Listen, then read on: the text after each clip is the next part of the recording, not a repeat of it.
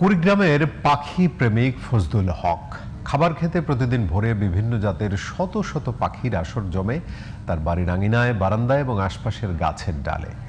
তাদের কিচিরমিচিরে পাখি প্রেমিক ফজলুল হক বুঝতে পারেন তার অতিথিরা চলে এসেছে, আপ্যায়নের সময়ও হয়েছে।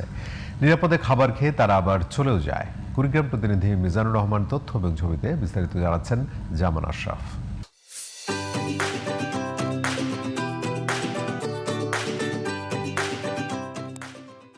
৩ বছর আগে এক সকালে বাড়ির আঙিনায় পাখিদের রুটি ও চানাচুর ছিটিয়ে দিয়েছিলেন কুড়িগ্রামের পাখি প্রেমিক ফজলুল হক। পরদিন পাখিগুলো আবারও আসে খাবারের আশায়। ব্যাস সেই শুরু। এরপর থেকে প্রতিদিন বাড়তে থাকে পাখিদের সংখ্যা। বর্তমানে ফজলুল হকের বাড়ির আঙিনায় শত শত শালিক, ঘুঘু, বুলবুলি, কাঠঠোকরা, কাক, দোয়েল সহ নাম না জানা অসংখ্য পাখির ভিড় জমে সকাল হলেই। নিরাপদে নির্ভয়ে খাবার খেয়ে আবার চলেও যায় পাখিগুলো। আমি প্রায় প্রতিদিনে দেখি অনেক বিভিন্ন জাতের পাখি ফজলুল ভাইয়ের বাসায় আসে।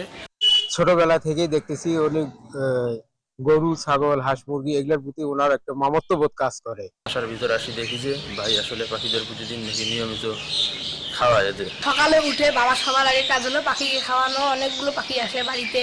এখন তার প্রায় 2-3 হাজার পাখি অবধারিত বাসার মধ্যে ভিড় করে। ফজলুল হক জানান পাখিগুলো তার নিজের সন্তানের মতো।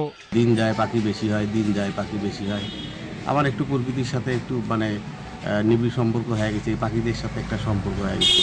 প্রতিদিন ফজরের পরে আমি এই কাজটা দিয়ে দিনের কাজ শুরু করি। আল্লাহ যতদিন বাসায় রাখছে অতদিন এটি দিয়ে যেন দিনটা শুরু করতে পারি। নগরায়নের এই যুগে ক্রমাগতই কমছে পাখির আবাসস্থল।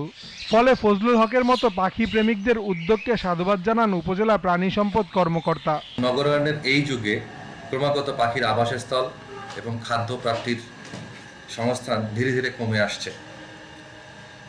সেই প্রেক্ষিতে ফজলু মিয়ার মতো কিছু উদ্যোগী মানুষ, পাখি প্রেমী যারা পাখিকে খাবার দিয়ে ভালোবাসা প্রদর্শন করছেন, তাদের এই উদ্যোগকে আমি সাধুবাদ জানাই। জামান আশরাফ, জিটিভি নিউজ।